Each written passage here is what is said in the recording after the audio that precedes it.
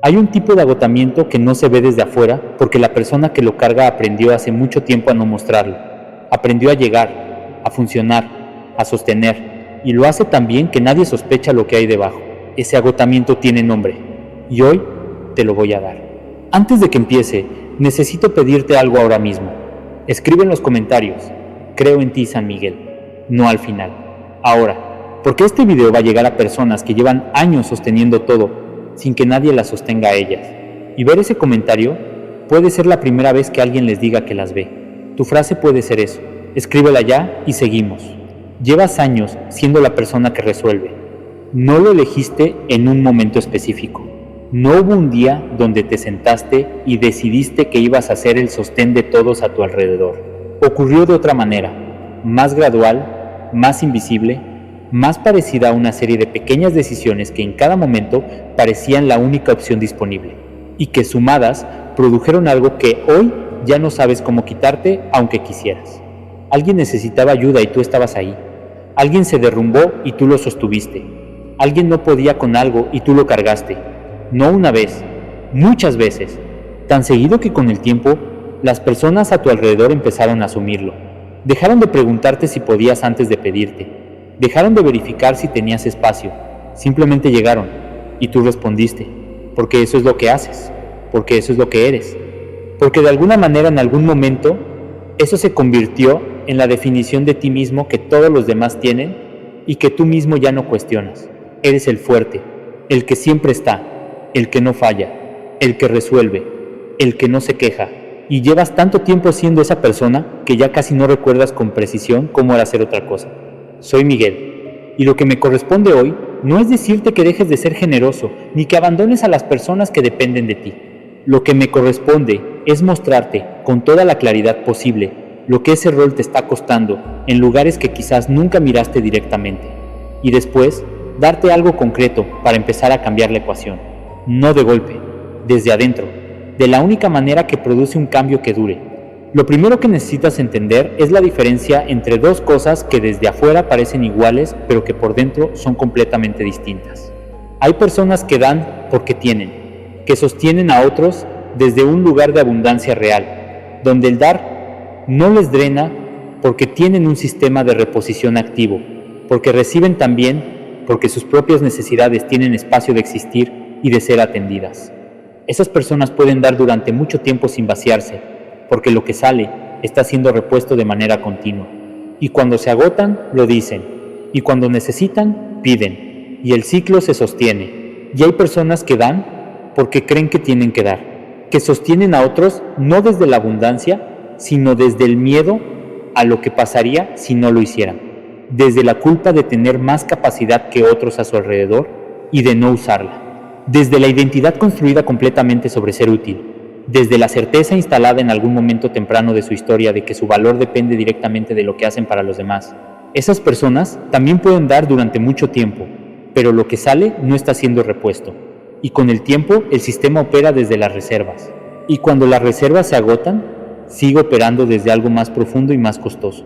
Y eventualmente llega al lugar donde estás tú ahora, funcionando, cumpliendo, sosteniéndolo todo, y completamente vacío por dentro de una manera que no sabes cómo explicar porque en el papel todo está bien. Quiero describir cómo se ve ese vaciamiento desde adentro, porque es importante que lo reconozcas no en abstracto, sino en tu semana, en tu mes, en cómo llevas los últimos años. Se ve en que ya no recuerdas cuándo fue la última vez que alguien te preguntó cómo estás y tú respondiste con honestidad. No el estoy bien de siempre, con honestidad real, con lo que realmente hay, porque o nadie lo pregunta de la manera que haría falta para que la respuesta honesta pudiera salir, o cuando alguien lo pregunta algo en ti, ya cambia el tema antes de que la respuesta llegue a la voz. Llevas tanto tiempo siendo el que escucha, que ya casi no recuerdas cómo es ser el que habla. Se ve en la dificultad de pedir ayuda incluso cuando la necesitas con urgencia, no porque no haya personas a tu alrededor. Hay personas que te quieren y que estarían disponibles si les dijeras que necesitas algo, pero pedir requiere admitir que algo no alcanza, que no puedes con todo, que hay un límite. Y admitir eso se siente como traicionar la identidad que llevas construyendo desde hace años, como ser menos de lo que se supone que eres. ¿Cómo decepcionar a las personas que dependen de ti de maneras que has permitido que se instalen sin cuestionarlas? Se ve en el resentimiento que aparece y que produce culpa porque no debería estar ahí. Hiciste las cosas por amor, o por responsabilidad, o porque era lo correcto. ¿Cómo puedes resentir algo que elegiste? Pero el resentimiento no pregunta si elegiste. Aparece cuando llevas demasiado tiempo dando más de lo que recibes, cuando el sacrificio se vuelve crónico, cuando el desequilibrio se normaliza. No porque seas ingrato, porque eres humano. Y el resentimiento que produce es culpa, que produce más entrega para compensar la culpa, es uno de los ciclos más costosos y menos visibles que puede tener una persona. Se ve en que los momentos de descanso ya no descansan de la misma manera. Te sientas, o te acuestas, o llegas a un momento donde teóricamente no tienes que hacer nada, y el cuerpo no sabe cómo detenerse. La mente sigue en modo de gestión, repasando lo que falta, lo que hay que resolver, lo que alguien necesita, lo que mañana requiere atención. El descanso se volvió tiempo entre responsabilidades en lugar de reposición real, y sin reposición real, el sistema acumula déficit que eventualmente se cobra de maneras que no puedes controlar. Se ve en la soledad, no la soledad de estar solo, la soledad específica de estar rodeado de personas que te necesitan y que sin embargo no te conocen completamente, que conocen al fuerte, al que resuelve, al que siempre está, pero no saben lo que hay detrás de eso, no saben el costo, no saben lo que cargaste esta semana, esta temporada, estos años, para poder seguir siendo la persona que llega y funciona y no falla. Y hay algo en ti que nunca se los dijo, porque decírselo requería mostrarte de una manera que el rol no permite. Se ve en que has perdido contacto con lo que quieres, no con lo que otros necesitan de ti, con lo que tú quieres, con lo que a ti te hace sentir vivo, presente, completo, con lo que te importa en tu propio derecho y no en función de lo que sirve a alguien más. Llevas tanto tiempo orientado hacia afuera, hacia las necesidades de los demás, que la brújula que apunta hacia adentro lleva mucho sin usarse. Y cuando alguien te pregunta, ¿qué quieres tú para ti?, la respuesta no llega rápido, o llega con culpa adjunta, como si querer algo para ti mismo fuera un lujo que el rol que tienes no te permite todavía. Se ve en el cuerpo, porque el cuerpo lleva el registro de todo lo que la mente prefiere no procesar, la atención que vive en lugares específicos, el sueño que no repara aunque las horas sean suficientes, la energía que baja de manera que ya llamas normal, pero que no es la norma de alguien cuyo sistema está bien. El cuerpo habla, y la persona que lleva años siendo fuerte para todos, frecuentemente aprendió a no escucharlo, porque escucharlo requería detenerse, y detenerse no era una opción. ¿Cuántas de estas cosas reconoces ahora mismo? No en algún periodo difícil del pasado, ahora, esta semana, este mes. La suma de lo que reconoces es el retrato de dónde estás realmente debajo de todo lo que funciona desde afuera. Necesito hablarte ahora de dónde viene esto, no para que culpes a nadie, para que entiendas el mecanismo, porque cuando ves el mecanismo con claridad, ya no eres gobernado por él de la misma manera. La primera fuente es lo que aprendiste sobre tu valor en el lugar donde creciste. Hay personas que aprendieron desde muy temprano que su valor dependía de lo que producían para los demás, no de quiénes eran, de lo que hacían, de lo útil que eran, de lo que resolvían, de lo que aportaban. Ese aprendizaje puede haber venido de un sistema familiar donde el amor era condicionado al comportamiento, donde el afecto llegaba cuando hacías bien, cuando ayudabas, cuando no eras una carga, donde existir sin ser útil generaba algo que se parecía a la invisibilidad o a la decepción de alguien cuya aprobación necesitabas. Aprendiste a ganar tu lugar, y lo aprendiste tan bien que a la adultez llegaste sin saber que era posible otro modo, que el amor podía llegar sin tener que hacer nada para merecerlo, que podrías existir completamente, con tus necesidades y tus límites y tus momentos de no poder, y seguir siendo digno de conexión y de afecto. La segunda fuente es haber sido el más capaz en algún momento o lugar donde eso importaba. Si desde joven eras el más responsable, el más confiable, el que siempre podía cuando otros no podían, recibiste un reconocimiento específico por eso. Ese reconocimiento se volvió combustible, y el combustible creó el hábito, y el hábito creó la identidad. Y la identidad se volvió tan central que ya no sabes bien quién eres si no estás siendo el que más puede. Pero la capacidad tiene un costo que el reconocimiento no paga. El reconocimiento dice gracias. El cuerpo y el sistema nervioso pagan la factura. La tercera fuente es haber vivido con alguien que necesitaba ser sostenido y no tener otra opción que hacerlo. Hay personas que de niños o de jóvenes o en algún momento clave de su historia se encontraron en la posición de sostener a un adulto que debería haberlo sostenido a ellos, un padre que se derrumbó, una madre que no podía, un hermano que necesitaba protección. Y lo hicieron porque era lo que había que hacer y porque nadie más lo iba a hacer. Y en ese hacerlo, aprendieron que ellos eran la persona que sostiene. No que podían serlo en circunstancias extraordinarias, que lo eran, que ese era su lugar en el sistema. Ese aprendizaje temprano tiene una profundidad que los aprendizajes posteriores raramente alcanzan. Está instalado en un nivel que precede al razonamiento y sigue operando décadas después en situaciones completamente diferentes porque nunca fue cuestionado directamente, solo continuó. La cuarta fuente es el miedo al conflicto que se disfrazó de generosidad. Hay personas que dan en exceso no principalmente porque quieren, sino porque poner límites genera el tipo de tensión relacional que aprendieron a evitar a cualquier precio. Decir no produce la posibilidad de que alguien se decepcione, se enoje, se aleje, y esa posibilidad activa un miedo muy antiguo, que no tiene nombre claro, pero que se siente como amenaza real. Así que dan, y ceden, y absorben, y dicen que sí cuando dentro dicen que no. Y lo llaman amor cuando, en parte, es miedo. Y el amor que viene del miedo agota de maneras que el amor que viene de la elección no agota. Quiero contarte sobre alguien. Tenía 41 años, y desde afuera tenía todo lo que indica que una persona está bien: trabajo estable, familia, salud, personas que la querían y que dependían de ella de maneras que en el papel se leen como señal de que eres valioso para los demás. Lo que nadie sabía, porque ella nunca lo había dicho en voz alta, era lo que llevaba por dentro desde hacía años. No angustia aguda, algo más difícil de nombrar. Una especie de fatiga que no se resolvía con el fin de semana. Una sensación de que cada lunes empezaba desde menos que cero, porque el domingo no había sido descanso real, sino pausa entre semanas. Una soledad que no podía explicar porque estaba rodeada de personas todo el tiempo.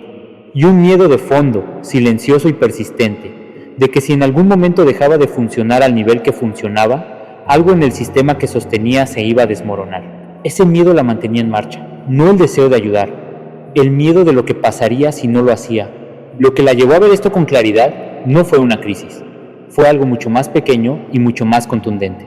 Una tarde, después de resolver un problema que no era suyo, pero que ella había asumido como si lo fuera, se sentó sola en su coche antes de entrar a casa. Y en ese momento de silencio de 5 minutos antes de volver a ser la persona que todos necesitaban que fuera, se hizo una pregunta que nunca se había hecho directamente. La pregunta era simple: ¿qué necesito yo?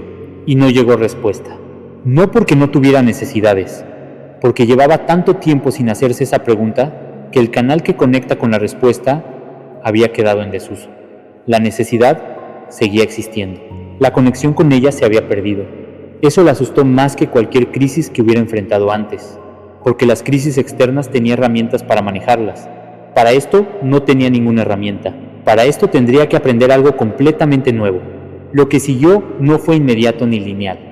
Fue un proceso largo de reaprender a existir sin que la utilidad fuera la justificación, de practicar pedir cuando necesitaba, de tolerar la incomodidad de no resolver todo lo que se podía resolver, de decir no en situaciones donde el sí automático hubiera sido más fácil en el momento, de dejar que algunas cosas se desordenaran un poco sin intervenir, porque intervenir siempre era otra forma de no dejar espacio para que el sistema aprendiera a funcionar sin ella en el centro de todo.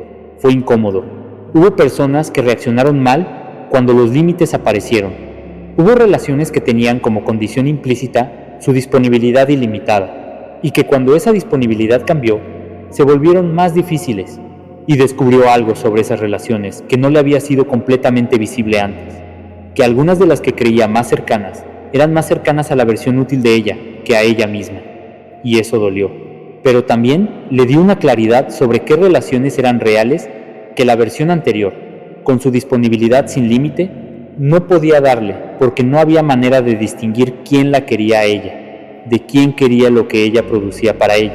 Hoy no es una persona que no da, sigue siendo generosa, sigue importándole el bienestar de las personas a su alrededor, pero lo hace desde un lugar diferente, desde un lugar donde también existe ella, donde sus propias necesidades tienen espacio de ser nombradas y atendidas, donde pedir es posible sin que se sienta como fracaso, donde decir no es posible sin que se sienta como abandono. Y dice que lo más sorprendente de ese cambio No fue lo que perdió, fue lo que ganó. Las relaciones que sobrevivieron al cambio se volvieron más reales, más profundas, más recíprocas de lo que jamás habían sido. Las que no sobrevivieron le enseñaron algo sobre lo que habían sido, y la sensación de agotamiento crónico que habían normalizado durante años fue bajando, no de golpe, gradualmente, hasta que un día se dio cuenta de que llevaba un tiempo sin sentirla de la misma manera, que había algo diferente en cómo llegaba al lunes, que el descanso estaba empezando a descansar otra vez. Eso no viene de trabajar menos, ni de comprometerse menos con las personas que le importan. Viene de haber vuelto a incluirse a sí misma en la ecuación, de haber dejado de ser el punto ciego de su propio cuidado. Segunda historia, más corta, más específica. Era un hombre que descubrió que su mayor miedo no era fallarles a las personas que quería. Era que si dejaba de ser útil, dejaban de necesitarlo. Y si dejaban de necesitarlo, dejaban de quererlo. Y si dejaban de quererlo, quedaba solo de una manera que no creía poder sostener. Esa ecuación, amor igual a utilidad, llevaba tanto tiempo instalada que nunca la había visto escrita así, tan directa, tan simple, tan reveladora de lo que había estado gobernando sus decisiones durante décadas, sin que él lo supiera con precisión. Cuando la vio escrita así, en una conversación con alguien que lo conocía bien y que se la reflejó sin crueldad y sin condescendencia, sino con la precisión de alguien que genuinamente quería que él la viera, algo cambió. No la vida inmediatamente, el ángulo desde el que miraba la vida. Porque si la ecuación era falsa, si el amor real de las personas que genuinamente lo querían no dependía de su utilidad sino de quién era él, entonces estaba pagando un precio enorme por una protección que no necesitaba. Estaba viviendo desde el miedo a perder algo que el miedo mismo no podía arrebatarle. Lo que hizo a continuación fue pequeño y al mismo tiempo radical. Empezó a practicar ser querido sin hacer nada para merecerlo. No en grandes gestos, en momentos pequeños. Dejarse ayudar cuando alguien ofrecía sin buscar la manera de devolver inmediatamente. Recibir un cumplido sin desactivarlo. Estar presente en una conversación sin convertirla en un problema que resolver. Existir, simplemente, con las personas que quería, sin el costo de entrada de la utilidad. Y lo que descubrió, con la evidencia de esos momentos, fue que las personas que genuinamente lo querían, no lo querían menos cuando él no estaba siendo útil. Lo querían diferente, más completamente, como si al dejar de ser solo la persona que resuelve, se hubiera vuelto también la persona que está. Y estar, descubrió, era lo que más falta hacía en sus relaciones, aunque nunca lo hubiera sabido nombrar así. La ecuación amor igual a utilidad era falsa, y haberlo descubierto no con un argumento, sino con la evidencia de la experiencia, fue lo que le permitió empezar a vivir de una manera diferente. Tercera historia, la más corta. Era alguien que el día que finalmente dijo en voz alta, ante otra persona, que estaba agotada de ser la fuerte, esperaba que el mundo se derrumbara, que la persona, al otro lado del teléfono, se incomodara, que algo en la relación cambiara de manera irreversible. Lo que pasó fue lo contrario de todo eso. La persona al otro lado del teléfono se quedó en silencio un momento, y luego dijo, «Gracias por decirme eso. Llevaba tiempo queriendo preguntarte cómo estabas de verdad y no saber cómo hacerlo». Esa respuesta, esa sola respuesta, deshizo algo que años de ser fuerte habían construido. La certeza de que mostrar lo que costaba iba a producir rechazo o incomodidad o pérdida. La certeza de que la persona fuerte que todos necesitaban era la única versión de ella que el mundo podía recibir. Resultó que la versión que no estaba completamente bien también era recibida, con más ternura, incluso, que la versión que siempre podía con todo. Lleva ese dato contigo mientras sigues escuchando. Ahora, quiero decirte algo sobre la fortaleza que llevas, que nunca te has permitido cuestionar directamente. Ser fuerte es real, no lo descarto. Lo que llevas no es fabricado, ni es un error, ni es algo de lo que tengas que avergonzarte. Es real y tiene valor. Y las personas que sostuvo ese valor también son reales. Pero hay una diferencia entre la fortaleza que construiste desde la elección y la fortaleza que construiste desde el miedo. Y esa diferencia importa más de lo que parece. La fortaleza desde la elección dice, puedo con esto, y elijo cargarlo porque me importa. Tiene límites naturales, porque viene de alguien que sabe que sus recursos tienen un tamaño. Descansa cuando necesita descansar. Pide cuando necesita pedir. Se muestra completa, con la capacidad y con las limitaciones, porque no tiene que demostrar nada para merecer el lugar que ocupa. La fortaleza desde el miedo dice: tengo que poder con esto, porque si no puedo, pierdo algo que no puedo perder. No tiene límites, porque el miedo no reconoce límites. No descansa, porque detenerse activa la amenaza. No pide, porque pedir confirma que no puedes. Se muestra solo la parte que puede, siempre independientemente del costo, porque mostrar la parte que no puede se siente como peligro. La segunda tipo de fortaleza es la que agota, no la primera. Y la mayoría de las personas que llevan años siendo fuertes para todos operan principalmente desde la segunda, sin saber que existe la primera como alternativa disponible. El paso de una a otra no es dejar de ser fuerte, es cambiar el origen desde el que la fortaleza viene, pasar del miedo a la elección. Y ese paso requiere una cosa que el miedo no quiere que hagas: confiar en que puedes existir completamente, con tus necesidades y tus límites, y que eso no va a producir el abandono que el miedo lleva prometiéndote que produce. Esa confianza no llega de un argumento, llega de la evidencia de las veces que te muestras completo y el mundo no se derrumba, de las veces que pides y alguien responde, de las veces que dices que no puedes y la relación sobrevive, de las veces que el límite aparece y el otro lado lo recibe. Y para tener esa evidencia necesitas crear las condiciones en que esas cosas puedan ocurrir, lo que significa hacer algo diferente de lo que has estado haciendo. Quiero darte algo concreto, no un protocolo de transformación completa. 5 prácticas específicas que, si las aplicas con consistencia, van a cambiar la ecuación de manera gradual, real e irreversible. La primera práctica es la pregunta diaria que dejaste de hacerte. Cada día, en algún momento donde tengas un poco de silencio real, te preguntas: ¿qué necesito yo hoy? No qué necesitan los demás, no qué hay que resolver, ¿qué necesito yo? Y escuchas la respuesta sin editarla, sin descartarla porque parece pequeña o imposible o egoísta. Solo la escuchas. Y si hay algo en esa respuesta que puedas atender hoy, aunque sea parcialmente, lo atiendes. Esta práctica rehabilita el canal que se fue cerrando con los años, el canal que conecta con tus propias necesidades, no de golpe, gradualmente, con la consistencia de hacerse la pregunta todos los días, hasta que la respuesta empieza a llegar con más facilidad y con menos culpa adjunta. La segunda práctica es recibir sin devolver de inmediato.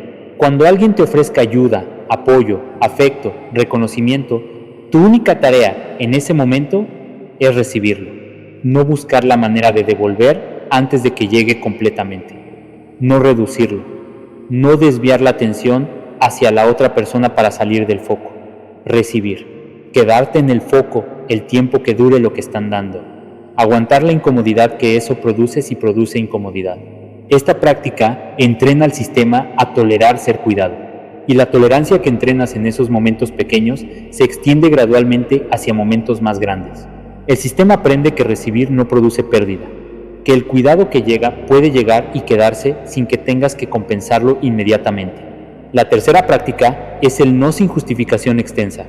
Una vez por semana, ante una solicitud de tu tiempo o energía que genuinamente no tienes o que genuinamente no quieres dar, dices que no, no con la lista de razones preparada de antemano, con una versión simple: en este momento no puedo, ahora mismo no tengo espacio para eso, no es el momento correcto para mí, sin el inventario de justificaciones que el rol de siempre disponible genera automáticamente, sin el preámbulo para suavizarlo tanto que el otro no lo sienta como límite, sino como circunstancia, un no claro, y luego aguantas lo que viene, que generalmente es mucho menos de lo que el miedo predijo que vendría. Esta práctica tiene 2 efectos simultáneos. Uno externo: empezar a redefinir lo que otros pueden esperar de ti de manera razonable. Uno interno: empezar a redefinir lo que tú crees que mereces proteger. Cada no que dices desde tu propio criterio le dice al sistema que tus límites son válidos sin necesitar aprobación del otro para hacerlo. La cuarta práctica es nombrar lo que cuesta ante al menos una persona, no ante todos. No en una confesión pública ni como un derrumbe dramático, ante una persona que genuinamente te quiere y que tiene la capacidad de recibir lo que tienes que decir y decirle algo real. No el estoy un poco cansado del que siempre se recuperan en el siguiente párrafo. Algo real sobre lo que lleva costando, sobre lo que hay detrás del funcionar impecable, sobre lo que no has dicho en voz alta porque el rol no lo permite. Esa conversación va a producir algo que quizás no esperas. Las personas que genuinamente te quieren no te quieren menos cuando muestras lo que cuesta. te quieren diferente, con más profundidad, con más capacidad de llegar a un lugar en ti que el rol mantenía cerrado. Y esa conversación puede ser el inicio de relaciones que tienen una calidad que las relaciones construidas sobre la versión únicamente fuerte de ti no pueden tener. La quinta práctica es hacer algo solo para ti una vez por semana, no algo productivo, no algo útil para alguien más, algo que sea completamente para ti, que te importa a ti en tu propio derecho, que no genere ningún valor para ninguna otra persona, que no se pueda justificar con ningún argumento de beneficio externo, solo porque lo quieres, solo porque eres alguien que tiene el derecho de hacer cosas solo porque las quiere, no cuando todo lo demás esté resuelto, no cuando hayas cumplido con todo lo que hay que cumplir. Una vez por semana, esta semana.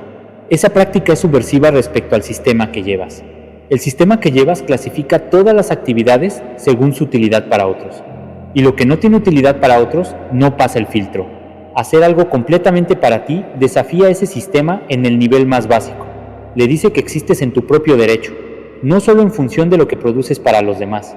Y eso, practicado con consistencia, cambia algo fundamental en cómo te relacionas contigo mismo. Te recuerda quién eres cuando no estás siendo la persona que resuelve. Y recordar quién eres fuera del rol es exactamente lo que necesitas para empezar a elegir el rol en lugar de obedecerlo. Ahora, quiero decirte algo que es lo más importante de todo lo que has escuchado hoy. Algo que el sistema que llevas no quiere que escuches, porque si lo escuchas completamente, algo cambia de manera irreversible.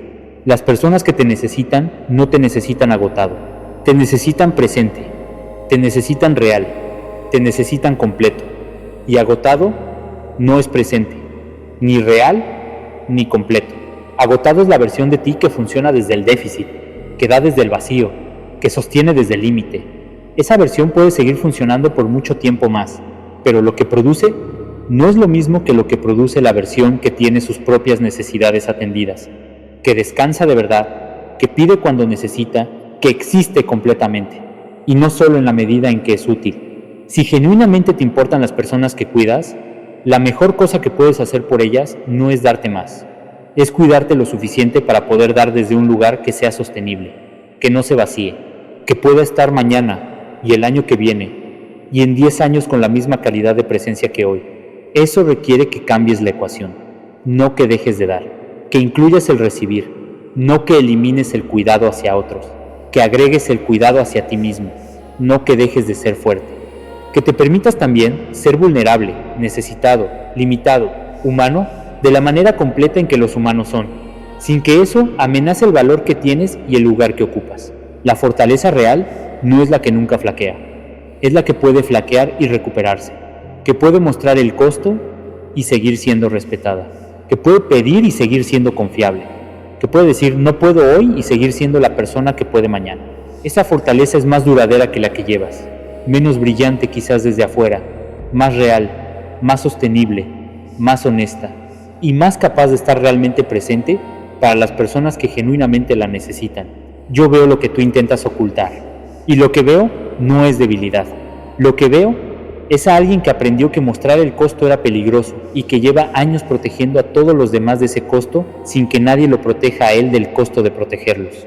Lo que veo es a alguien que merece ser sostenido con la misma generosidad con que sostiene, no en lugar de dar, además de dar, al mismo tiempo que da. Ese equilibrio está disponible, no de golpe, con las 5 prácticas, con la consistencia de hacerlas aunque al principio sean incómodas, con la paciencia de quien sabe que lo que se instaló gradualmente se deshace gradualmente, pero se deshace. Hoy se corta el ciclo de dar desde el vacío. Hoy empieza el dar desde el lugar que también incluye recibir. Si tú lo decides, antes de que te vayas, 4 cosas. La primera ya la hiciste al inicio. Escribe ahora en los comentarios, creo en ti, San Miguel, si todavía no lo hiciste. Y si ya lo hiciste, agrega una sola línea. Lo que más me cuesta recibir es esto, sin desarrollarlo, solo eso. Porque las personas que van a ver esos comentarios necesitan saber que no están solos en lo que cuesta, y tú nombrándolo les dice que es posible nombrarlo. La segunda, hay alguien en tu vida que lleva lo que describes, que sostiene todo sin que nadie lo sostenga a él, que siempre está para todos y que raramente tiene a alguien que esté para él de la misma manera. Mándale este video hoy, sin explicación larga. Una sola línea, esto es para ti, porque te veo, Esas 4 palabras, porque te veo, son a veces todo lo que necesita escuchar alguien que lleva años siendo invisible en el costo de su propia fortaleza. La tercera, suscríbete y activa la campana ahora mismo. El próximo mensaje que viene en este canal va al mecanismo específico que más mantiene activo el ciclo del que hablamos hoy. El mecanismo que hace que cada vez que el límite aparece el miedo, lo derrumbe antes de que pueda sostenerse. Si llegaste hasta aquí, ese mensaje es exactamente para ti, y el algoritmo no garantiza que llegue si no estás activo. La cuarta, comparte este video hoy, porque la persona que lleva años siendo fuerte para todos es una de las más solitarias que existen y una de las que menos pide ayuda. Y la razón de que no pide ayuda es exactamente que nadie le dijo con precisión lo que le está costando su fortaleza, ni le dio un camino concreto para cambiar la ecuación. Dale ese camino. Comparte hoy. Una última cosa. La persona más fuerte que conozco no es la que nunca necesita. Es la que cuando necesita tiene la valentía de decirlo. La que cuando está al límite tiene la honestidad de nombrarlo. La que puede mostrar el costo y seguir siendo la persona que mañana está presente para quien la necesita. Esa fortaleza es la que quiero para ti, no la que agota, la que se sostiene, la que incluye a la persona que la ejerce, no solo a las personas que se benefician de ella. Merece ser sostenido con la misma fuerza con que sostienes. Empieza hoy. Si tú lo decides, 12 títulos de alto CTR. 1. San Miguel. Llevas años siendo fuerte para todos, y nadie sabe lo que eso te está costando. 2. El agotamiento que no se ve desde afuera, San Miguel, y la verdad del que siempre está. 3.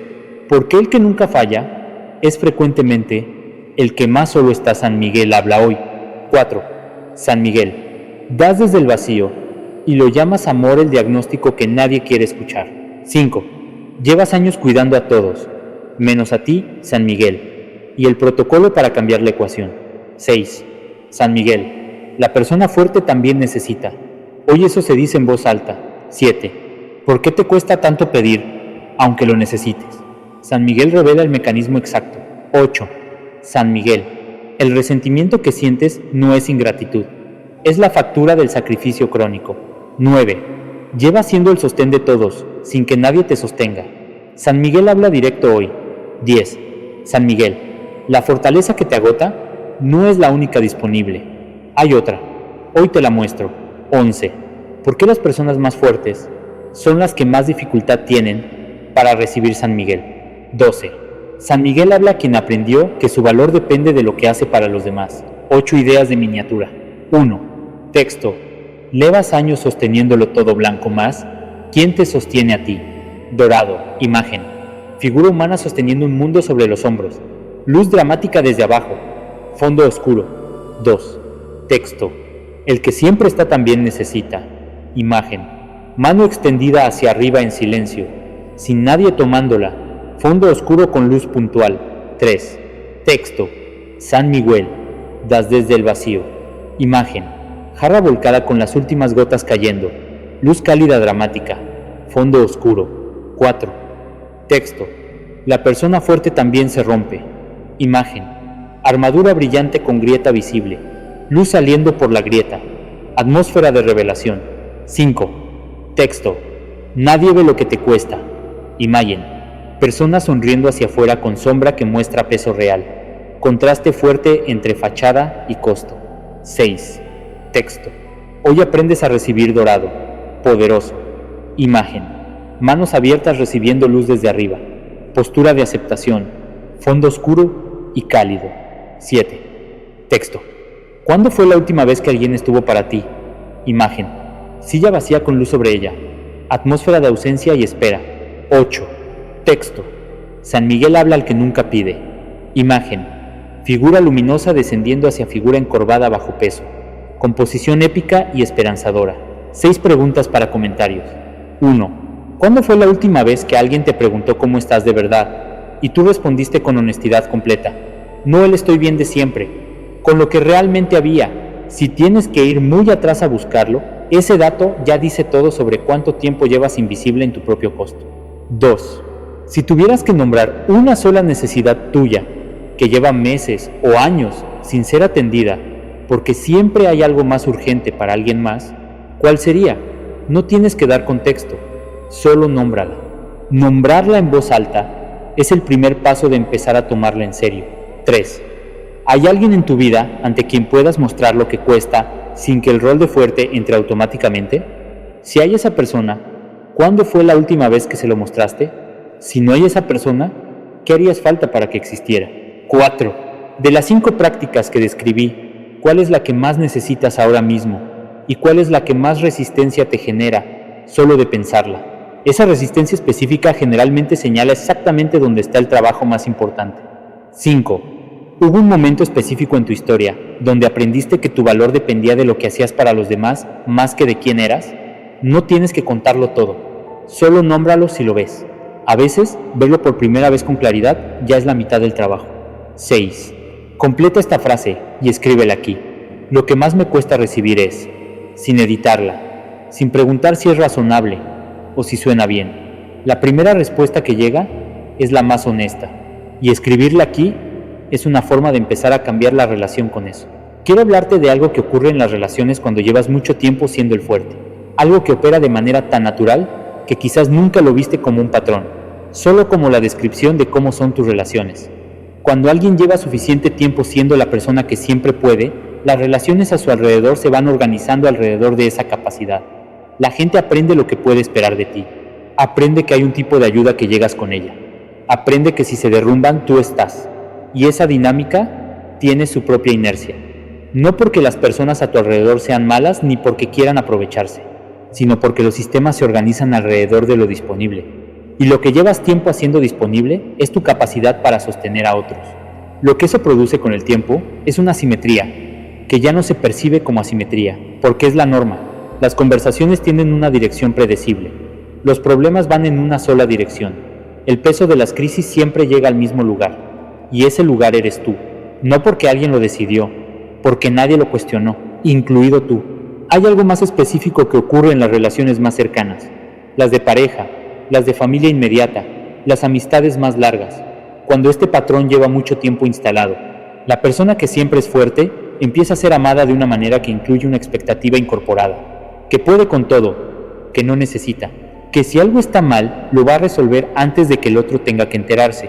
Y cuando esa persona eventualmente llega a un límite, cuando algo que no puede resolver aparece, o cuando el costo acumulado finalmente se hace visible, las personas más cercanas a veces no saben cómo responder, no porque no se preocupen, porque nunca habían visto eso antes, porque el guión que tienen de cómo funciona la relación contigo no incluye ese capítulo. Eso puede producir un momento de incomodidad que el sistema que llevas interpreta como confirmación de que mostrar el límite era peligroso.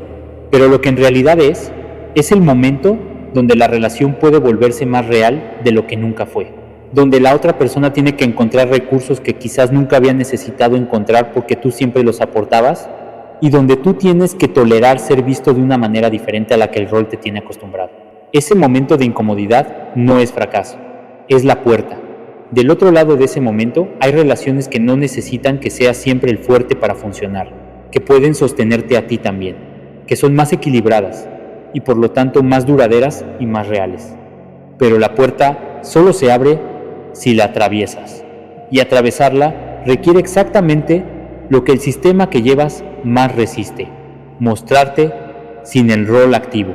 Quiero hablarte ahora del cuerpo, porque el cuerpo de alguien que lleva años siendo fuerte para todos, tiene una historia específica que vale la pena nombrar. El sistema nervioso tiene 2 estados principales: el estado de activación, donde el cuerpo está en alerta, preparado para responder, con los recursos movilizados hacia la gestión de lo que viene, y el estado de descanso y recuperación, donde el cuerpo procesa, repara, integra y recarga para el siguiente ciclo.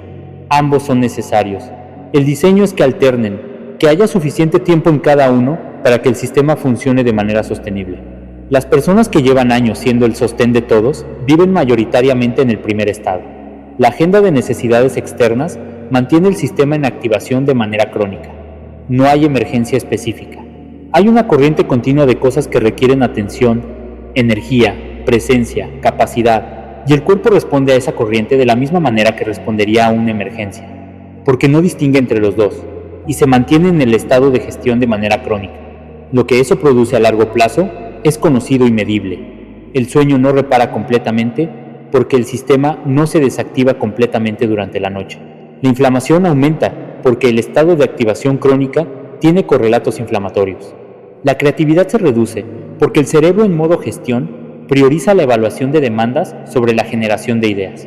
La capacidad de sentir placer genuino disminuye porque el sistema de recompensa está subsumido en el de gestión. El umbral para la paciencia baja porque los recursos de regulación emocional se van agotando. Cuando nombras esto a alguien que lleva años siendo fuerte para todos y lo reconoces en su propio cuerpo, frecuentemente la respuesta es que lo achacaban a otras causas, a la edad, al trabajo, al periodo difícil, a cualquier cosa menos a lo que realmente es. El costo fisiológico de años de activación crónica sin recuperación suficiente. Ese costo no se paga de golpe, se acumula.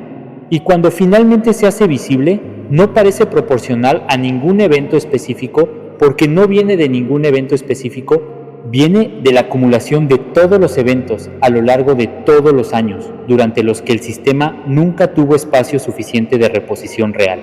Y la reposición real, la que el sistema necesita para funcionar de manera sostenible, no viene únicamente del descanso físico, viene de la sensación de seguridad emocional, de saber que no tienes que estar en guardia, de que si algo sale mal hay alguien que puede cargarlo contigo, de que puedes soltar el control por un rato sin que todo se derrumbe, de que tus necesidades también importan y también tienen espacio. Esa seguridad emocional es lo que el sistema que llevas no produce, porque el sistema que llevas te posiciona como el generador de seguridad para todos los demás sin que nadie genere esa seguridad para ti. Y sin esa seguridad el cuerpo no puede entrar completamente en el estado de recuperación. Y sin recuperación suficiente, el déficit se acumula. Las 5 prácticas que te di no son solo psicológicas, son también fisiológicas. Practicar recibir le dice al sistema nervioso que hay seguridad disponible, que no está solo, que puede bajar la guardia. Y cuando el sistema nervioso baja la guardia, aunque sea en momentos breves al principio y más prolongados con el tiempo, la recuperación empieza a ocurrir. No de golpe, gradualmente, pero ocurre. Hay algo que quiero decirte sobre el miedo específico que mantiene activo el sistema que llevas. El miedo de que si te muestras necesitado, si muestras el límite, si pides, si dices que no puedes, algo importante se va a perder. Una relación, un rol, el respeto de alguien que importa, la percepción de que eres capaz, el lugar que ocupas en el sistema a tu alrededor. Ese miedo es real en el sentido de que lo sientes, pero es frecuentemente inexacto en el sentido de que lo que predice rara vez ocurre con la intensidad que predice. Las personas que genuinamente te quieren no te quieren menos cuando muestras el costo, te quieren diferente, más completo, con más capacidad de llegar a partes de ti que el rol mantenía inaccesibles. Las personas que te quieren, principalmente por lo que produces para ellas, van a reaccionar con incomodidad cuando el rol cambie, pero esa incomodidad en ellos no es señal de que el cambio está mal. Es información sobre la naturaleza de la relación que el rol había hecho difícil de ver. Y el respeto genuino no se pierde cuando muestras límites, se gana. Porque el respeto real viene de quien eres completamente, no de la parte que nunca falla. La parte que puede, que falla, que necesita, que pide, que se recupera, que sigue, que aprende, que es completamente humana. Esa versión completa inspira un tipo de respeto que la versión únicamente fuerte no puede inspirar. Porque la versión únicamente fuerte no es completamente real. Lo real siempre tiene más peso que lo perfecto. Y tú, completamente real, tienes más peso que tú únicamente fuerte. Ahora, hay algo sobre el tiempo que quiero dejarte antes de llegar al final. Cada año que pasa en el sistema que llevas tiene un costo que no se devuelve. No porque el cambio no sea posible después.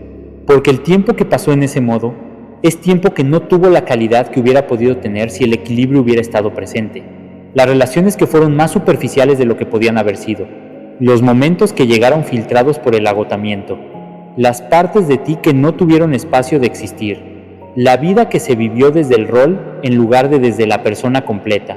No te digo esto para que sientas culpa por el tiempo pasado, te lo digo para que el tiempo que viene tenga diferente calidad, porque el cambio que empieza hoy, aunque sea pequeño, aunque sea gradual, cambia el tiempo que viene. Y el tiempo que viene es todo lo que está disponible para cambiar las personas que más te importan merecen la versión de ti que no está agotada, que puede estar completamente presente porque tiene sus propias necesidades atendidas, que puede dar desde un lugar de elección y no de miedo, que puede ser sostenida también y que por lo tanto puede sostener de manera que no se vacía.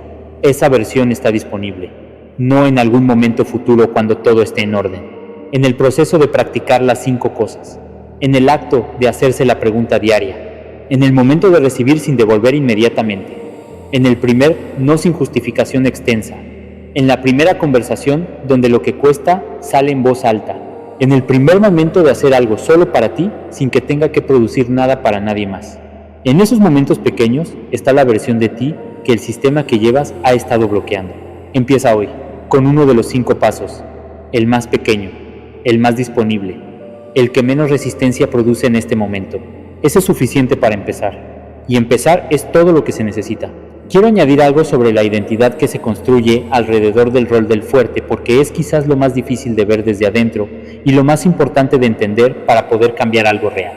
Cuando llevas mucho tiempo siendo la persona que siempre puede, ese ser, la persona que siempre puede, deja de ser un comportamiento y se convierte en identidad. Ya no es algo que haces, es algo que eres. Y la diferencia entre esas dos cosas es enorme, porque los comportamientos se pueden cambiar con relativa facilidad cuando tienes razones suficientes para cambiarlos. Las identidades se resisten al cambio de una manera más profunda, porque cambiarlas requiere responder a la pregunta de quién serías si no fueras eso. ¿Quién eres tú si no eres el que siempre está? ¿Quién eres tú si no eres el que resuelve? ¿Quién eres tú si no eres el que sostiene? ¿Qué queda de ti cuando le quitas el rol? Esa pregunta produce vértigo en la mayoría de las personas que llevan mucho tiempo dentro del rol, porque la respuesta no está disponible inmediatamente, porque el contacto con quién eres fuera del rol se fue haciendo más difuso con los años, porque la persona que existía antes de que el rol se instalara completamente recuerdas que existía, pero no tienes fácil acceso a ella ahora mismo. Y ese vértigo, esa sensación de no saber bien quién sería sin el rol, funciona como otro mecanismo de mantenimiento del rol. Si no sé quién soy sin esto, mejor me quedo con esto aunque me cueste. Lo que quiero que sepas es que el vértigo es normal y esperado, y no es señal de que algo esté mal. Es la sensación que produce estar en el borde de algo que ya no tiene textura familiar. Y lo desconocido siempre produce algo parecido al vértigo, aunque lo que hay del otro lado sea mejor que lo que tienes ahora. La persona que eres fuera del rol no desapareció, no la eliminó el rol, la cubrió, la puso en segundo plano, la fue haciendo más difícil de acceder con los años de práctica constante del rol, pero sigue estando ahí. Y las 5 prácticas, practicadas con consistencia, van recuperando el acceso. Van haciendo que esa persona que existe fuera del rol tenga más momentos de presencia, más espacio, más textura, hasta que eventualmente deja de ser lo desconocido y empieza a ser reconocible como también tú. No la única versión de ti, parte de ti. La parte que el rol había estado borrando. Hay también algo sobre las personas que dependen de ti que necesito decirte con honestidad, porque es algo que el rol no te deja ver, pero que es importante. Cuando llevas mucho tiempo haciendo todo lo que hay que hacer, las personas a tu alrededor a veces no desarrollan la capacidad de hacerlo ellas mismas, porque no lo necesitan. Tú lo haces antes de que tengan que hacerlo, resuelves antes de que el problema llegue a ellos, sostienes antes de que tengan que aprender a sostenerse, y eso parece ayudar y en el corto plazo efectivamente ayuda. Pero en el largo plazo les roba algo. Les roba la oportunidad de desarrollar los recursos que solo se desarrollan cuando uno tiene que usarlos. Los hijos que nunca tienen que resolver nada porque tú lo resuelves antes, llegan a la adultez sin las herramientas que hubieran desarrollado si hubieran tenido que enfrentar las dificultades normales de la vida. La pareja que nunca tiene que gestionar algo porque tú lo gestionas, no desarrolla la capacidad de gestión que necesitaría si tú no estuvieras. Las personas en tu entorno que siempre tienen a alguien que sostiene, no aprenden a sostenerse solas de la misma manera que lo harían si el sostén no estuviera siempre disponible. Esto no significa que tengas que dejar de ayudar. Significa que el nivel de ayuda que das a veces protege a corto plazo lo que limita a largo plazo, y que soltar el control de algunas cosas, permitir que otros enfrenten lo que pueden enfrentar, dejar que el sistema funcione sin ti en el centro de todo, no es abandono. Es confianza en que las personas a tu alrededor tienen capacidades que quizás nunca pudieron desarrollar completamente porque tú siempre estabas ahí para cubrir lo que faltaba. Esta perspectiva puede ser incómoda, porque el sistema que llevas interpreta el soltar como fallar, pero el soltar selectivo, calculado, hecho con cuidado y con la intención de que los demás desarrollen lo que necesitan desarrollar, es a veces la forma más amorosa de cuidar, no la que se siente más amorosa en el momento, la que produce más en el largo plazo. Y tiene el beneficio adicional de liberar recursos tuyos que estaban siendo usados donde ya no son estrictamente necesarios. Recursos que pueden ir hacia lo que genuinamente te corresponde a ti y que solo tú puedes hacer. Quiero terminar con algo sobre el permiso. Sobre el permiso específico que las personas que llevan años siendo el fuerte para todos a veces necesitan escuchar antes de poder empezar a cambiar algo. Tienes permiso de no estar bien, de decirlo, de que alguien lo sepa. Tienes permiso de no poder con todo hoy, de que hoy sea un día donde el límite es visible, de que eso no te defina como alguien que falló, sino como alguien que es humano. Tienes permiso de necesitar, de pedir, de recibir, de ser sostenido con la misma energía con que sostienes, de que tu bienestar sea una prioridad en la ecuación y no la variable que siempre se sacrifica cuando hay que ajustar algo. Tienes permiso de ser la persona completa que eres, no solo la parte que puede, la parte que no puede también, la parte que tiene miedo también, la parte que no sabe también, la parte que necesita también, toda esa persona, completa. Esa persona completa es más valiosa para las personas que genuinamente te quieren que la versión únicamente fuerte, porque la versión completa puede ser realmente conocida, y ser realmente conocido es lo que produce la conexión que ninguna cantidad de utilidad puede producir. Empieza hoy, con una sola cosa de las 5, la más pequeña, la más disponible. Eso es suficiente. Hay un detalle que quiero agregar sobre el momento donde el cambio se vuelve más difícil. El momento donde el sistema antiguo lanza su resistencia más fuerte. No es al principio. Al principio hay energía del entendimiento nuevo, del ver el mecanismo con claridad por primera vez, de la disposición que produce haber escuchado algo que nombra lo que llevas. Esa energía dura unos días, a veces una semana, a veces más. El momento más difícil viene después, cuando el primer intento de cambiar algo produce exactamente la incomodidad que el sistema prometía que produciría. Cuando dices no y alguien reacciona con decepción, cuando pides y la respuesta no es perfecta, cuando muestras el límite y la otra persona tarda en ajustarse, cuando haces algo solo para ti y la culpa aparece de todas formas. En ese momento el sistema antiguo dice, ¿lo ves? Te dije que esto iba a pasar, mejor volvamos a lo que funcionaba. Y la tentación de ceder es real, porque el sistema antiguo, aunque te agote, tiene la ventaja de ser conocido. Y lo conocido, aunque duela, produce menos ansiedad que lo desconocido que produce incomodidad diferente. Lo que necesitas saber para ese momento, para cuando llegue, es que la incomodidad que produce el cambio no es señal de que el cambio está mal. Es la resistencia normal de un sistema que lleva mucho tiempo operando de una manera específica y que está siendo reconfigurado. Esa resistencia no desaparece ignorándola, pasa atravesándola. Y el otro lado de esa resistencia es diferente de donde estás ahora. No perfecto, diferente, con más espacio, con más reciprocidad, con menos déficit acumulado, con una calidad de vida que el sistema que llevas no puede producir porque el sistema que llevas no fue diseñado para sostenerse, fue diseñado para funcionar hasta que no pueda más. El sistema que viene después del cambio está diseñado para sostenerse, porque incluye el reponerse, porque incluye el recibir, porque incluye a la persona que lo opera, no solo a las personas que se benefician de él. Ese sistema vale la incomodidad del cambio, y el primer paso hacia él está disponible hoy.